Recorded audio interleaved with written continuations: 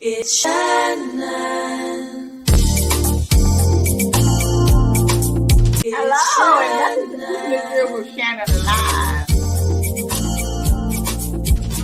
It's Shannon. Because you don't know how it's going to turn out.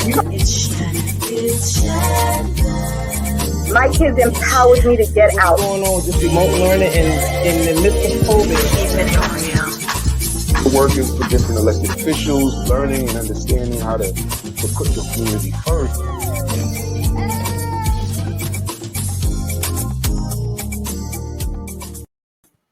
Hello, and welcome to Keeping It Real with Shannon. I am so excited about the show tonight because we have two special guests on that's going to break it down to us about all of this gun violence and everything that's going on in the world today. I don't even know what to say at this point. Dr. Vanessa, do you know what we need to be saying at this point? I don't know, but I'm so excited. I can't wait to just introduce our guests and bring it on. We can get this conversation started. So let's bring them on. Exactly. Our special guest tonight is Dr. Odom, Oscar Odom III. He currently serves as the Vice President of Security for the Brooklyn Navy Yard Development Corporation. He's a professor for emergency disaster management and a retired detective in NYPD. Our other guest today is Chaplain Michelle Randall Williams. She's a retired 37-year vet of New York NYPD first grade detective and currently sits on the New York State Governor's Law Enforcement Accreditation Council. Welcome to the show tonight. Thank you. Hello, and thank you so much for coming. We're just so glad to have you on tonight because as you can see with what happened today with I call it the terrorist attack in the subway. I don't know if they want to call it that, but that's what I'm calling it, a terrorist attack in the subway. And we just want to just get right down to the nitty gritty. We're going to start with you, Dr. Odom. With all of this going on, I mean, every time something happened, they on TV said this shouldn't happen again. We're not going to let this happen again. But there's no end to this. There's no end to this. I don't even know where we would start to say, how can we end this? Because there's no end as far as I'm concerned.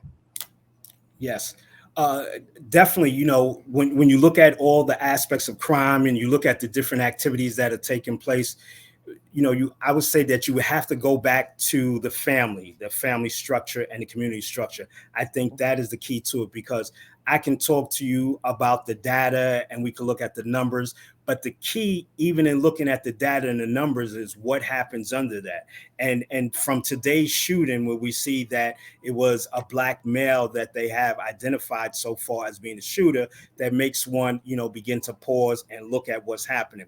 And what I'm going to do is I'm just going to give you some just quick numbers on this, but the numbers are very sensitive because it hits home and makes you think about it. I always say to my students when I look at crime and I look at certain things that take place, I say, for example, 1 year working in the precinct, we had 200 murders. So I look at this, I say 200 murders. If you have 200 murders, that means right away that you have 200 men, say, for example, that are dead.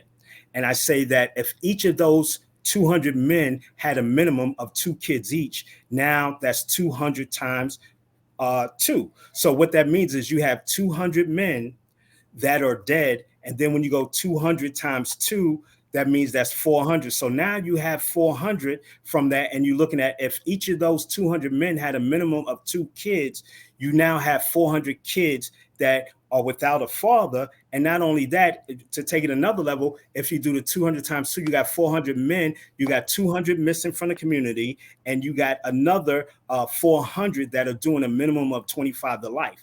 And if each of those 600 men at a minimum had 2 kids, now you have 1,200 kids without a father. So until we look at that right away, that's going to be our big issues. We could say what everybody else is doing, but I think that we need to take care of our own backyard first. If we work on ourselves, this will be less issues for us to deal with on the crime level. Because like I said, when you look at those basic numbers, 200 dead times 2 equal 400. And the minimum of 2 men committing each crime, meaning that now you have a total of 600 men missing from the community. And if each of those men have 2 kids, that's 1,200. Now you have 1,200 kids without a father. Mm-hmm. Yeah, this is what I'm saying. But the thing about it is when we try to bring the community together and the family, even when something happening and you try to talk to the parents about their kids, and ask them to come out to meetings or come to community meetings. Nobody wants to come to the community meeting to find out anything of what's going on. Then if you talk to them about their kids in school or whatever, they're not interested in you telling them about anything of the behavior of their kids in school. It's about, why are you talking to my kid that way? You don't have no right to say anything to my kid. So how can we even get the community people to come together to do anything? This is the whole problem. Well, we've lost the whole element of a family, as Professor Odom said. We've lost a whole generation of family, and things are going where it takes a whole village to raise a child. It takes a whole city to stop this violence.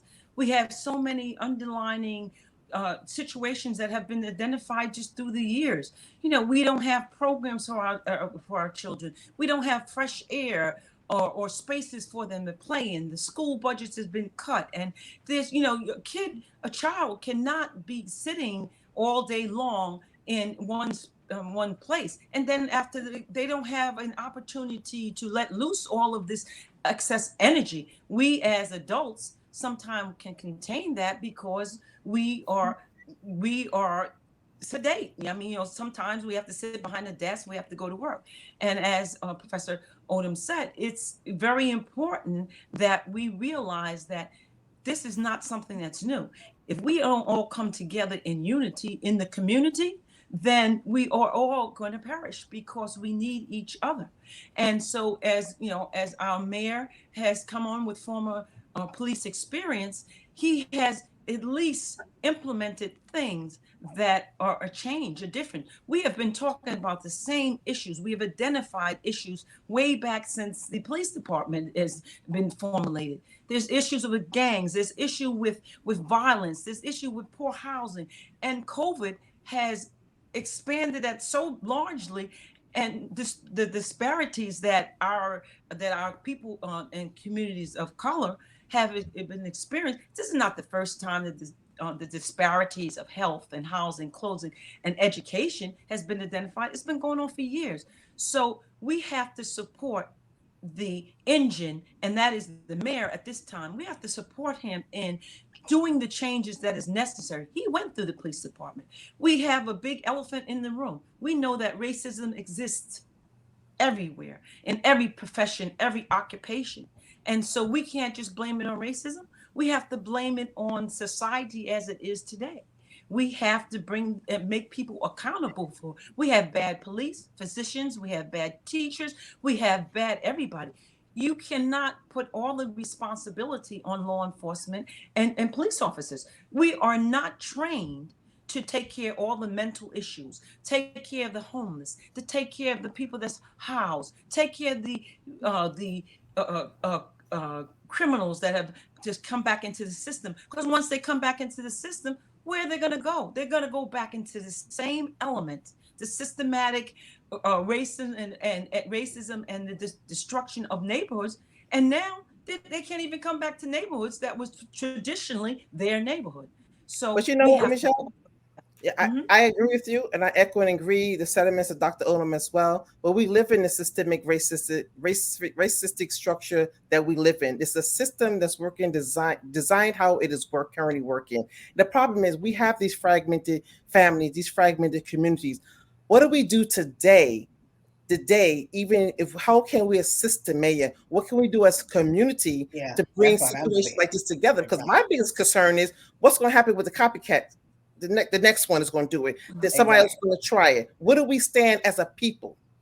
Well, first of all, and like I said, I'm not in agreement with any one way of solving this. But we know way back during the David Dinkins administration, he originally brought in community policing. He tried to implement that program.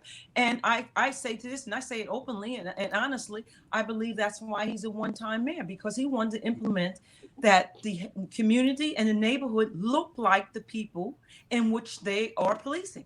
And because you get a further education that can't be trained to you when you are a police officer or law enforcement that is in the neighborhood in which you are policing, because you know culture is. If your pants are sagging or something like, that's a culture. That's not saying that you're a criminal. There's certain things that when you live in that neighborhood and came from that neighborhood and now you're a police officer. So that is one thing. But also we need to let our children understand civil service, firemen, police in the neighborhoods that you're in is an excellent job. And if you want to change, you said, defund the police or Black Lives Matter, all lives matter, but you have to make sure that you are part of the solution and not part of the problem. You may make a lot more money with drugs, selling drugs or being in a gang, but something, how long is that going to last? The statistics say that you may not live to reach your 21st birthday or 22nd birthday. Right, but Michelle, not cutting you off, but and Dr. Odom, you too. Now we was talking about what we need to do, right? What we should do. Now we have a mayor who comes from the department, who knows kind of how to put things together. And to me, he's trying to put things in place. He's reaching out to the people on a different level, the state, the federal government. He's trying to put things in place. But even when he's trying to put things in place, we are still trying to knock him back and knock him down rather than supporting him. Now, when he went to Albany, they was complaining because he was up there in Albany. They was complaining because he was talking to Governor Cuomo, trying to get help from there. I mean, so how can we move forward if we can't get our people to support what is trying to be put in place? Well, that's one the of the, problem I see. right. That's the issue. But I go back to what they used to say in the military: when in charge, take charge. And certain times, as a leader like the mayor, he's going to have to make decisions, and he's going to have to make tough decisions like he's making. And even though people may not agree with it, in the long run, it will bear fruit.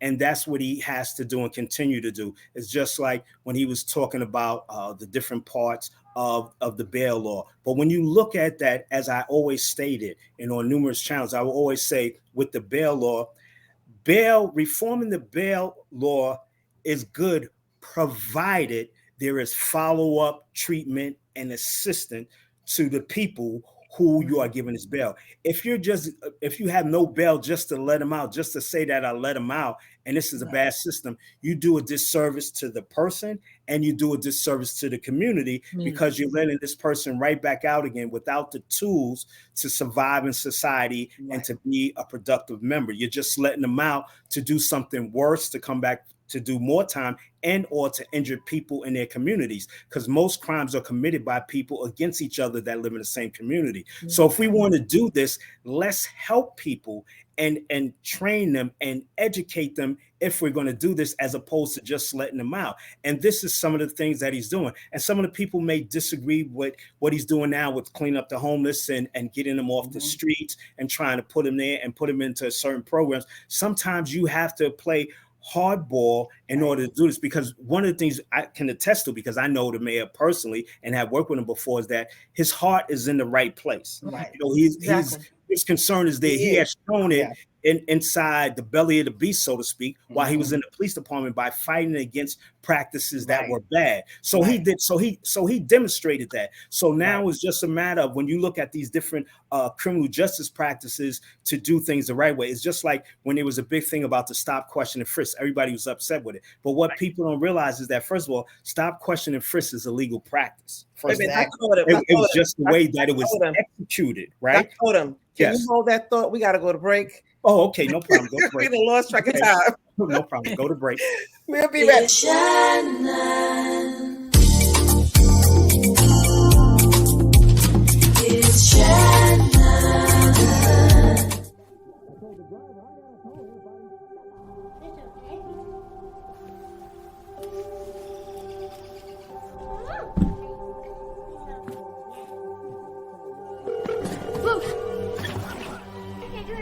Where's your emergency? Everyone's on their way. What happened? Your friend's not breathing.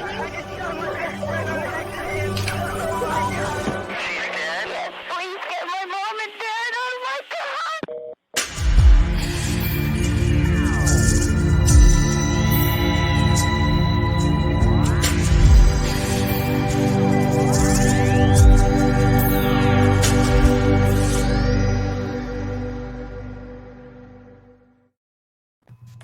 are back. Our topic tonight is say something, do nothing. Now, before we went to break, Dr. Odom, you was talking about coming back from break. I want to say, and I know people don't, have a lot to always say about the stop and frisk, about the other programs, some of the other programs that's put in place. But as far as I can remember, when we had the community policing, the stop and frisk, I didn't see as much crime going on as I see now. I didn't. So you might have a problem with the stop and frisk. Yeah, maybe they did some things to you that they're not supposed to do or whatever. We can straighten that part out about training them how to do the stop and frisk. But we need to go back to that as far as I'm concerned. And we need to go back to this community policing where you need to live down here in the 5 boroughs for you to work here, because how are you coming from someplace else and don't have a clue about the neighborhood and the people that you're going to be patrolling? Because we used to could walk up to the police officer, ask them questions, talk to them, and they would get to know you in the neighborhood and stuff. But now you don't even know who they are, and they're not caring who we are. That's the problem. And all police are not bad. Look, there's some good officers out there.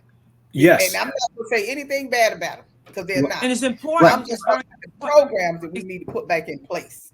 Right. Yeah, it's very important that what you saying, as Professor Odom was saying, that the how are we going to get this together is we all have to work together. There are so many layers of dysfunctioning and ineffective and inefficient ways of doing things that we have to.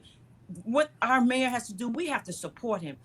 In every level we have to support him, because he came into a very crucial time, and previous people the mayors haven't been doing what they were supposed to do, so it's gotten even worse. And now, so what we have to do, he's got to look back, and he's a very smart person. He's lived through it. He knows about the racism. He knows about the police department, and he knows the layer of problems and issues that have to be addressed. But you know something? It's more than just getting the vote and getting the person in. We, as a community, has to support them. I don't care who's not doing on the bottom. We have to do it on the ground. The people that's on the ground, the community activists, the people that are saying something and doing something, are the people that. But those are the ones complaining, Michelle. Those are the ones that's complaining, giving him a hard time. But you know, the ones on the ground. You can complain. Right. You can complain. Like he said, you can complain all you want to complain. But I am bringing in the science. I'm bringing in the research, and I am the mayor. And so I'm making the decision. Now give it a chance. The people, look, did they complain about the other? Well, how many mayors do we have? We had up to, I don't know how many mayors have we had. Right. But all of them, somebody complained about each and every one of them. But what he is very experienced with is the problems. We are the topic. So now he is in the position to do what he has to do. People was complaining about, how do you do this without any money? So when he went up to Albany, he addressed them, because that's something other mayors didn't do. So why? Well, this is what I'm saying. You can complain, but he's still going to do what he has to do. He's a strong Black man, and he has been through the system, so he knows it firsthand. So now we just have to give him faith. And we have to bring everything to God. He's a God-fearing man. He believes in the structure of family. He's told many times the support of his mother. And I have faith that he will do all that needs to be done. But then how do we get the people on the ground, the community people who look like us, come together? Go ahead, Dr. Odom, because I want to chime in after you on the topic of the show. Go ahead. Okay, no problem. See, one of the things, like, do something, say something, whatever, like this. One of the key things that we have to do is like outreach, of course, on the ground, get organizations involved, speak to our young people and deal with them. Like I always say, I sit up here now and yes, my name is Dr. Oscar Odom III. However, I was born and raised in the Tompkins housing projects in Bedford-Stuyvesant. When I grew up, they used to call it do or die Bed-Stuy. Exactly. So I know what it's like to be on the ground, to grow up in the projects, the hood, and experience all these different challenges and all of these different obstacles and survival and trying to survive within there. I understand that. And what I do is now I take that from being a criminal justice practitioner and see how do I mesh that? How do I take that competitiveness that they have in the streets and redirect that energy to something else? How do I take that energy and redirect it so that now they could go to school, that they could start their own businesses? How do I redirect that energy so that they could have more self-love and not self-hatred, and not believe in certain times when people are stereotyping us and putting stuff on the news, and how to fight back at that? And I always look back and I say about our ancestors, if they did not endure and overcome all of that, we wouldn't be here. So at certain times they turn over in their graves when they see that the way that we treat one another, because they had it bad. And a lot of people don't realize still how bad it is. And I will say this and then let somebody else speak. In Mississippi, from 1988 to 1993, they found 47 Black males hung in their prison cells. I was in law school when I went to work on their cases. 1988 to 1993. Now I tell people, if you look, the United States Constitution, the 13th Amendment, which abolished slavery, was abolished in 1865. Mississippi abolished it in 2013 in their state constitution. Now from 1865 to 2013, that is a long time to have in your state constitution about slavery, ending slavery. So the thing is, we have to get together, redirect ourselves, like somebody's saying, have our purpose and begin to unite and stop being like crabs in a barrel and begin to help one another. And at certain times we have to give tough love, when in charge, take charge, make a decision. And you may not agree with it in the beginning, but the person in charge is responsible for that. Heavy weighs the head who holds the crown. And so that person have to direct us, and we'll be able to judge, and we'll be able to look at the fruits that we will bear from this thing. Because in the meantime, we may stand up, we may have tough faces. I don't believe in that. I don't think this is this. But somebody has to lead us, and somebody has to do that, and people have to back up. Or else, one of the things that happens is then this criminal justice system gets involved.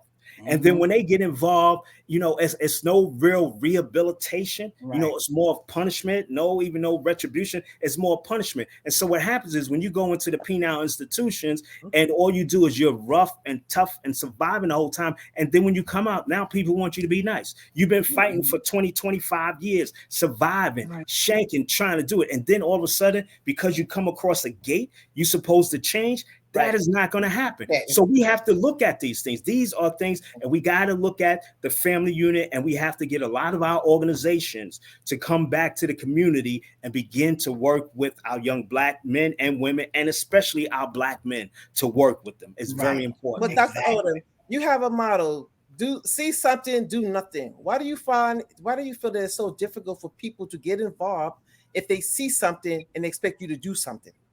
Right. Well, what happens is it's so tough is that a lot of times people talk the talk, but they can't walk the walk. It's all this, and they're not there. And like you said, you're not putting your money where your mouth is. To whom much is given, much is required. And we have to think that we need to do this to make sure that we are squared away. And then when you have different communities, everybody has to begin to stick together. They have to get on that one accord. We got to have education. That's why some schools even have that. If you put your kids in our school, you have to go through a training program, because you're not going to just drop them. Right. So like you think you have a babysitter. No, you're going to have to go through a training program too. So it's going to be on board. So it's going to help with the family unit, because what happens is if we don't do that, then what happens is, once again, here's that criminal justice system just waiting to pick you up when you go disaccording to the rules and regulations there. When I went to military high school in Long Island, and this was many years ago, and we asked the judge, why do you incarcerate people of color? And the judge, and this was in the 70s, early 70s, he came straight. He said, because if I let them out, they don't have anything else to do but to get in trouble again. This was a judge. I was in a military school, private school, on a football side, and he was telling us, because they, if I let them out, they just want to get in trouble again. They don't have nothing to do. So I put him in there. So this was a judge, blatant, saying that this is what he would do because you had no place to go. So we have to put a bunch of mechanisms in place and different alternatives for people in our communities, especially those who get in trouble, these different organizations, for employment, for mentoring, because the numbers that I gave you earlier when I spoke about 200 men being incarcerated, 200 murdered times 2 to commit the crime, 200 times 2 is 400. Now you got 400 plus 600, meaning 12. Right there, you have 600 men missing from the community because 200 are dead, 400 are doing 25 to life. And if each of them had 2 kids, now you have 1,200 kids without a father for at least 25 to life or for permanently because of the ones that's murdered. So until we begin to identify those problems in a root, all the other stuff is afterwards. We got to do, this is what I say. If we take care of stuff in the community, then we don't have to worry about the criminal justice system coming and getting involved, because cops don't call you up and say, hey, is there any crime going on? You want me to come over there? Something going on? Exactly. We call them, or somebody calls 911 and then they come. Right. They never call us up. Oh, give me a number to around. Hey, anything going on? Let me know where to go. Yeah. So it goes the opposite way, Yeah, but the thing. That's what I. But Michelle, can you go ahead on, Michelle? Finish your point real quick. We gotta go. I just was going to say that's what I said in the beginning. We're starting from the top down. We need to start from the bottom up, because the community is the key part now. There's always going to be a police department, but what in between there is the many layers of deficiency and inefficiency that is going on that are not addressing our kids. Kids are kids. They're just like. Every race of kid has a lot of energy, like Dr. Odom said, but we don't have anything in place to help them to get. They have too much ample time to get in trouble, And so there was a program. You said, what can we do? You remember the program? I don't know if anyone was in the program. Inner city schools, like especially in Bed-Stuy and in Brooklyn, they had a program that the mayor's office set up, the city set up. It was called Model Cities. Do you know how many people today are politicians and are doing well because of that little extra help of math and science?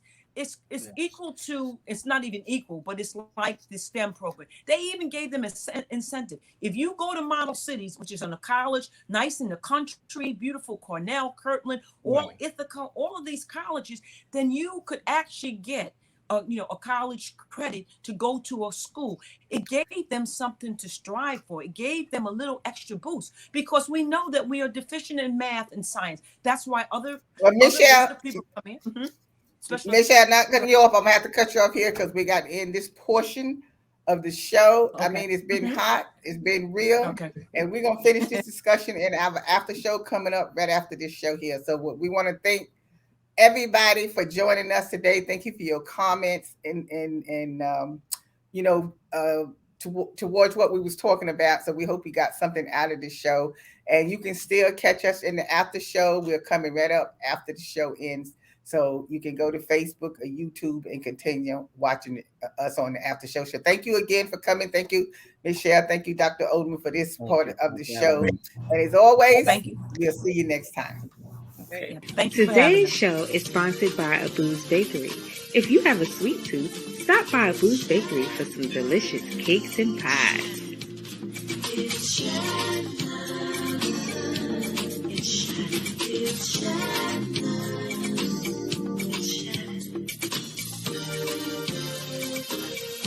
It's Shannon.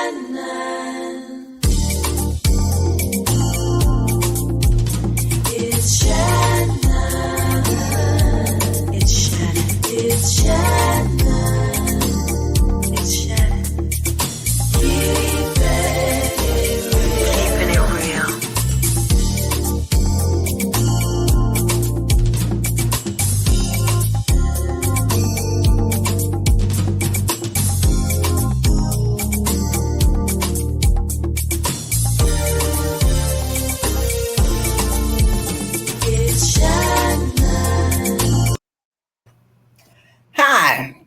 I hope you stuck around for our after show. Thank you, Ms. Williams and Dr. Odom, for sticking around. But let me say this, because I have to get this off my chest. My thing is we keep repeating the same stuff over and over as far as I'm concerned about what we don't have and what we don't have in place and what we have to put in place. We've been saying this for years and years and years and years. There are some things out there. There are some programs out there. There's a lot of not-for-profit organization that has programs that young people can get involved in.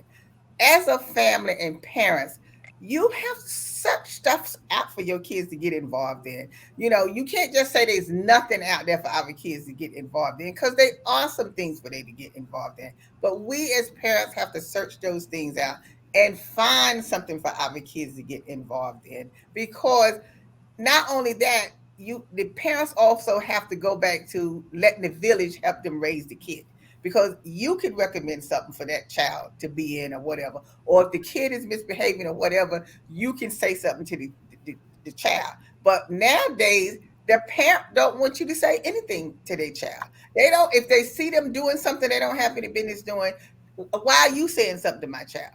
But then when they get cracked over the head or get killed or whatever, then they're carrying on and say, well, why didn't you help my child? You was there or whatever. Then you don't know what to do, because, you don't want me to discipline them or say anything to me. If I go and tell you, well, this is a program that your child can get in, but you don't even follow up to see about the program for your child to get in.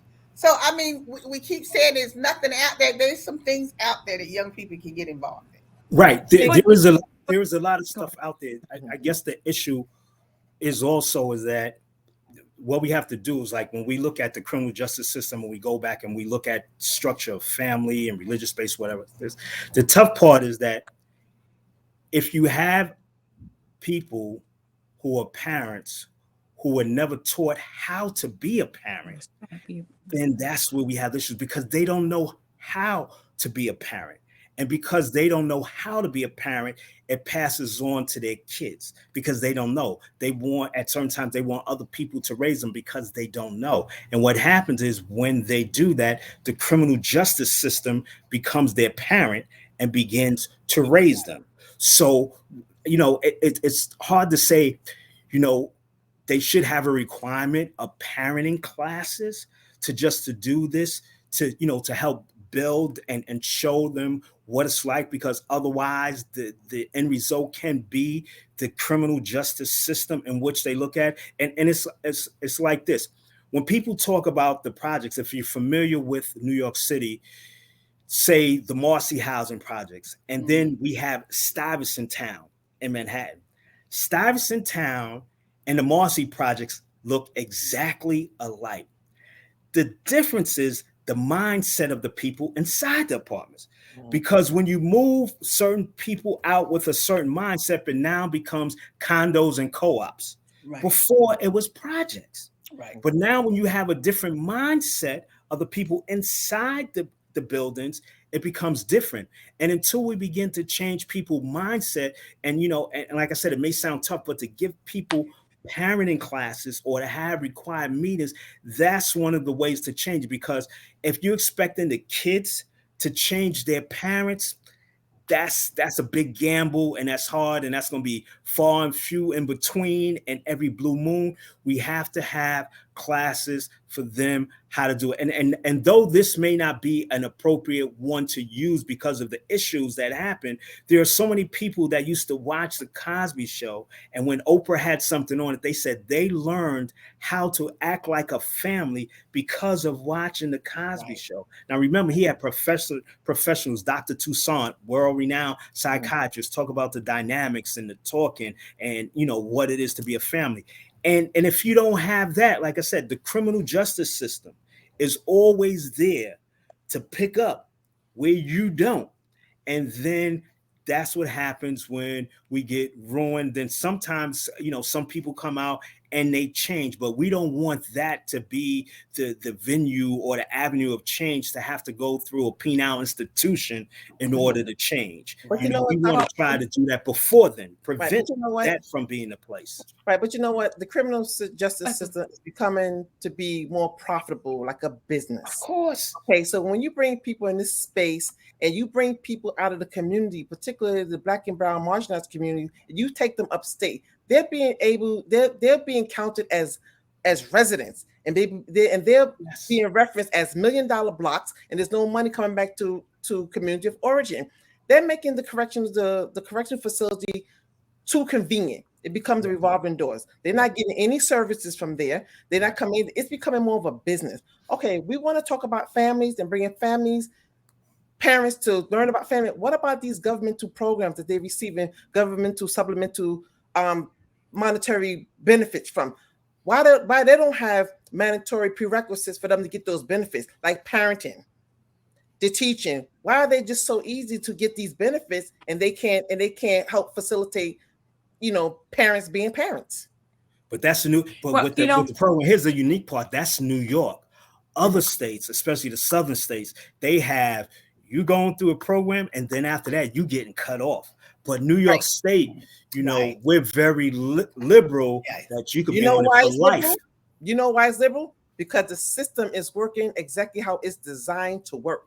Oh yes, profitable for the agency. But like, I'm a mother of two and parents, so I know, Oscar, you said, and everyone on the line says, like, the family element is very important. But there are a lot of good children and kids that came with no parents. There's a Harvard graduate, a couple of Harvard graduates that was on the train. They get their education and stuff like that. So that is one of the excuses that we have been using all along.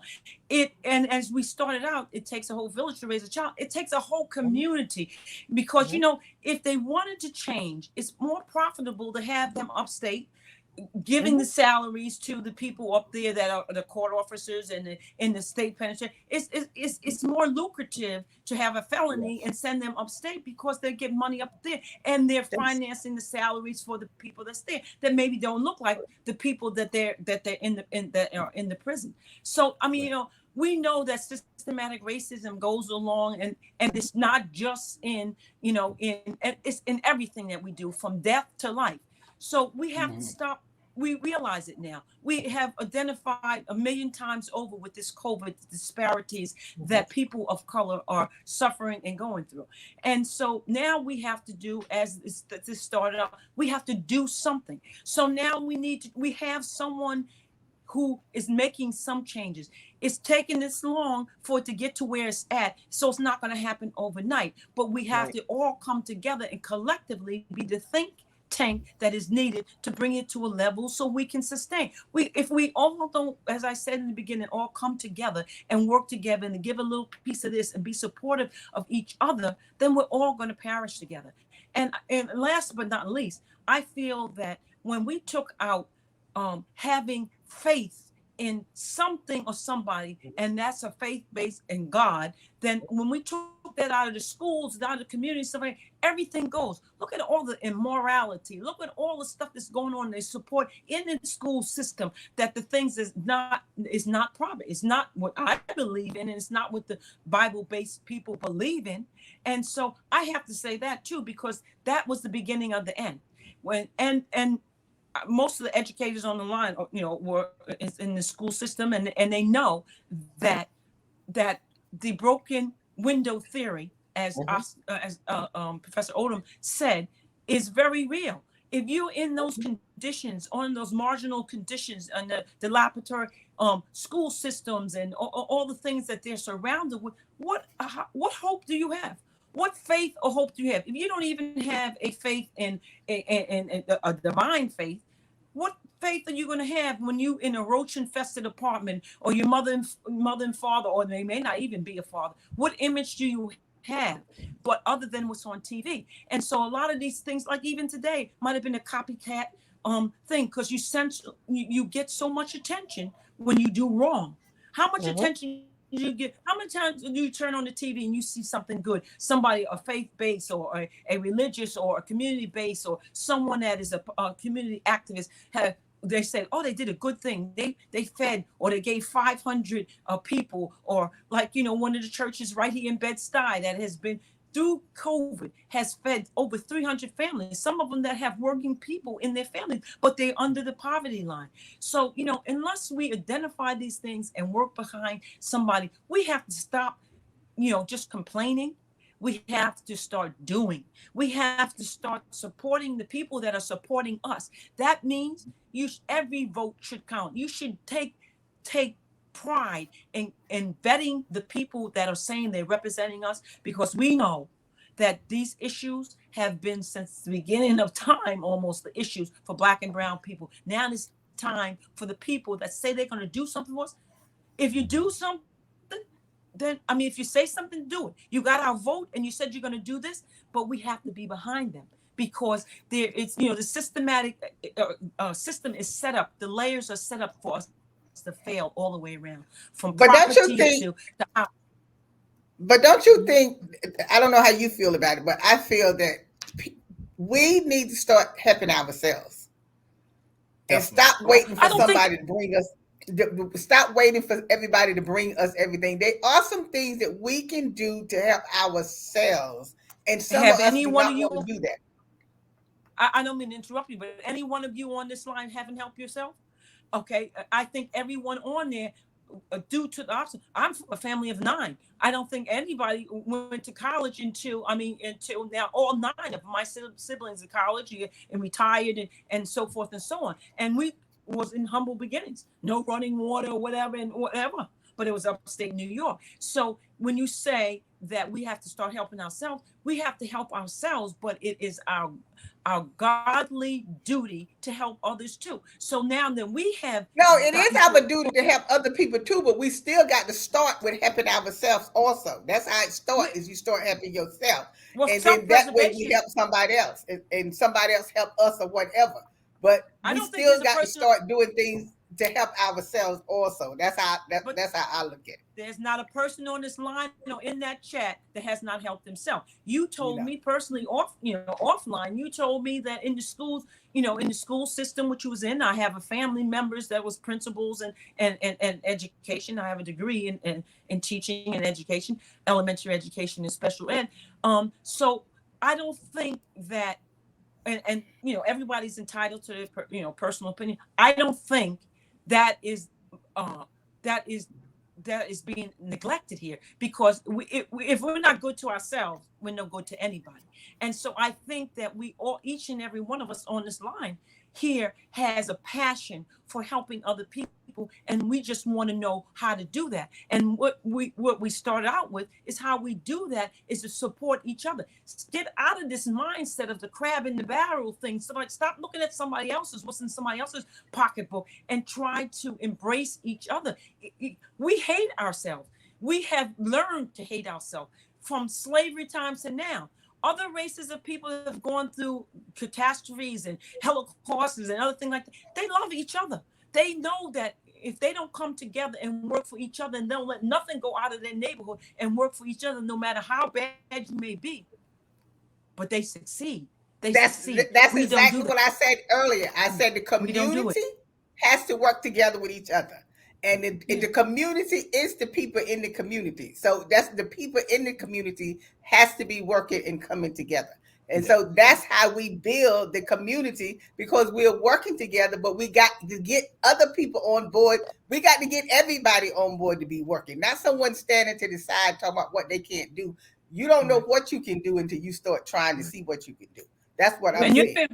But I think sometimes too, when we talked about the criminal justice system earlier and people being incarcerated, when these individuals do those 10, 20, 25 years and come back into society, back in the community, what good are they in the community? They can't get jobs, they can't vote, they can't do things. So how are they supposed to blend in to be part of the community? Yeah.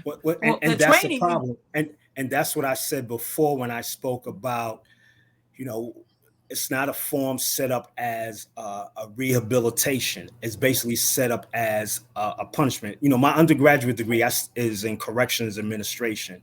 And one of the things that we always looked at was we said that basically the way society is set up across the country, it's more or less punishment. Nobody's really setting up a rehabilitation in order for you to help you out to come and assimilate in society. And at one of the conferences, what I presented was when people stated that, well, if we're letting them out, they should be ready to go out there and just ready to hit the ground running. So I said to them, so what I'm going to do, the same way how you feel that some of them feel comfortable inside prison, but uncomfortable when they come outside, I'm going to put you in prison. So tell me how comfortable you feel while you're in prison. when you have to go out in the yard and you have to interact with other inmates. Tell me how you feel. You feel the same way how they feel after they get released and they come out into society, and now you expect them to function.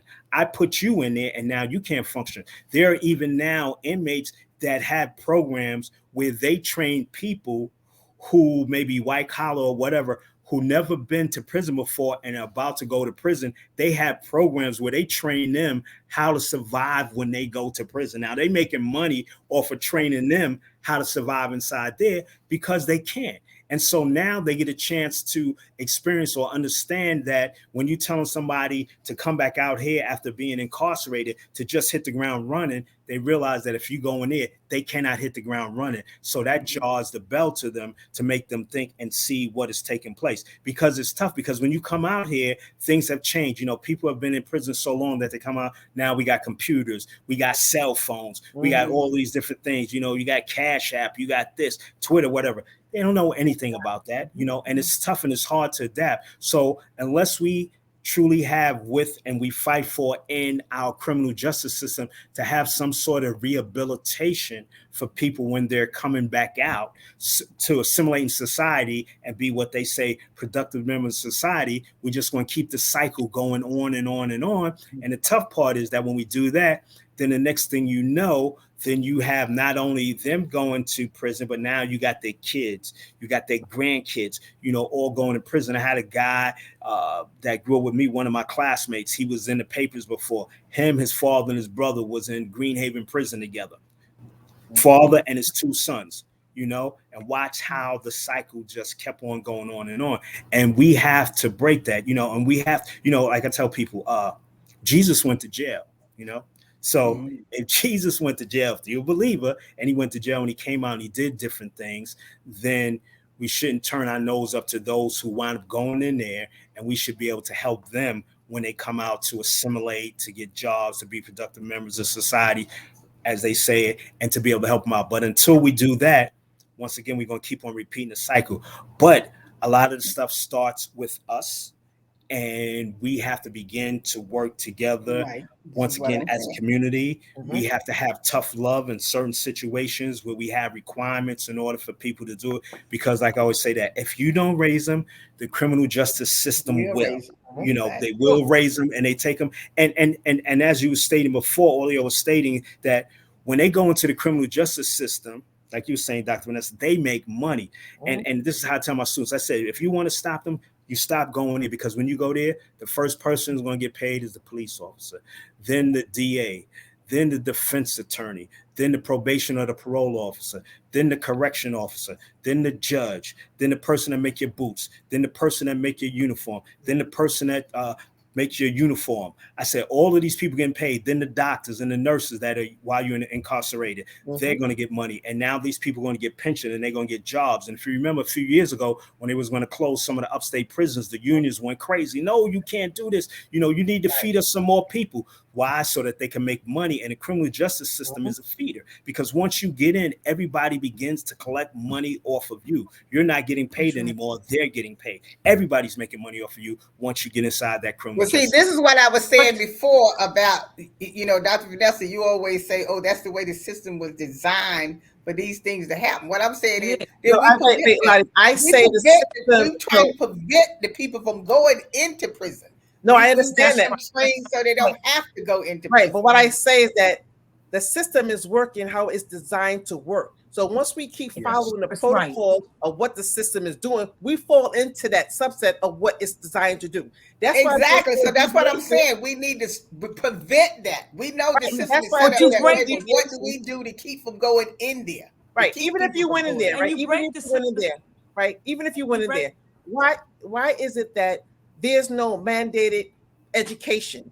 Why is it like a resort? Why are they out? I couldn't say 3 meals in the cot here and there, no problem. I get it. But why they have so much freedom? Why you got more inmates walking around like they own the jails and doing it? Why do they have so much rights? That's why. Stop making it so comfortable for them to be there. If you break the cycle, like they're saying, then those people would not be. And you have to start. You like Professor Odom said, you have to break the cycle, and you have to prevent them from going. It's so many layers. There's so many layers before they get there that need to be addressed. It's set up, like you said, the system is set up. The racism and stuff that's set up is designed exactly where they want it. It's feeding into the other end instead of feeding into them not going in there. And that means, adequate housing. That means food. That means health. That means programs and stuff that will educate not only the parents, but keep the kids occupied. Put them in. Not everybody's ready for college, but everybody thinks they're going to be an NBA star, and there's 1 out of a million that makes it there. So so they want fast money. You can't get fast money like that. You have to be patient. You have to do the things that you need to do to sustain yourself for life. How many people go into professional sports and some sports and entertainment is only options for, it seems like, for minorities, and it shouldn't be that way. We should be doctors and lawyers. We come from ancestors that are kings and queens, and from Egypt to Africa. All the medicine and science and stuff like that, the pyramids, how much math was done. Why should we be so weak? So it's the educational system. It's the health system. It's the housing system. So all of these need to be addressed before our children can have a positive. We don't even get an education on the greatness of our ancestors in African American in history. American history doesn't even address the Indians, the indigenous people. They don't even address African during the Civil War. Africans, how much they played in the. They don't even address. France gives the military men more credit for what they did, the war for France. I had the opportunity to go to Black Paris, and you should see how they honor our military, our Black men. When they got on the plane and came back here, they was lynched when they went down south with their uniform on. So it's. This is what we have to address. The marginal people, the people that are not living to the standard or have the opportunity to go to a school of education, unless it's something like, if you have a income below, $15,000 or something like that, you can go to Harvard or Cornell. How many kids do that? So we have to all come together and make sure that they're educated and that they have the opportunity. Absolutely. And that's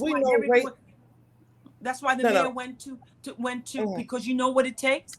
It's not politically correct, or it's not right to address the marginal people, the underserved people. But that they need the people that are making money to get the financing, because that's the most important thing. You can't change anything if you don't have any money. So he went up there as an approach to go up there, and people said, "What is the mayor doing there when this city is this violence?"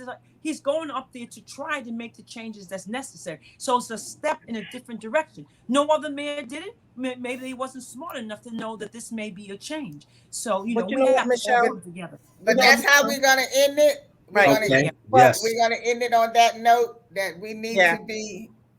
Vanessa, you had something right quick? Yeah, I just want to say in the community. We know, yes, I agree with that. What I wanted to just say that we know racism is a public health issue. We know we have all the social determinants, the health inequities, health inequalities, the social injustices. And this is where it needs to start, with the boots on the ground, in order for us as a people, a community, so we can move on to the next level. Yes. Okay. Unity in the community. Yes. Right. Unity in the community. We're going to end it on that note. And hopefully, I want to thank you both for coming on and sharing all your knowledge, your experience that you have, that you've been able to help the community, and we still can continue this conversation because it's gonna go on and on and on. Yes. But I just hope that the people will try to support the mayor in what he's doing. Yes. We don't have to agree with everything that he's doing, but we need to support what he's doing. Yeah. And if something needs changing, then you write a letter, get a meeting with him, and see how you can get so much change or whatever. But we must, this is our time to come together and be supportive, and also be supportive in your community. And as parents, we need to come together so we can all help discipline each other's kids, so we can keep them out of the system. Because that's the whole thing, is for us to work together with our children to make sure they're on the right road and doing the right thing. So thank you again. Thank you. Sorry we kept you so long. Yeah, I'm up to my No, next that's show. all now. right. With the after show. So we want to got thank you another for show. joining They us. text And me the thank whole you for time. staying around watching the after show. We want to thank you for sticking around. Thanks So, for having And me. thank you for as having us. always, Thank you. we'll see you next time. All right. Take care. Thank you. Bye-bye. Thank you. Bye-bye.